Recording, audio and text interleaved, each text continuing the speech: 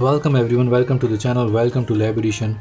In this video I'm going to show you how to record your screen on any iPad, and this is iPad Air 2, and how to record your screen or any gameplay on iPad. So in order to do that, you can drop the stop menu down and then you're supposed to see an option here, but if you don't find this option, you can go into the settings.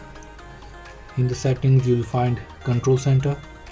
In the control center you can see this is your included controls. When you drop down, then you see these three and they are included, so there are more controls here. You can add them, and you can see your screen recording, magnifier, low power mode. So let's add these two. Screen recording is also been added now, so you can just go back and drop down this menu, and then you can see the battery, low power mode, and your screen recording has been added. So if you press the screen recorder, it's going to give you 3 seconds countdown, and there we go.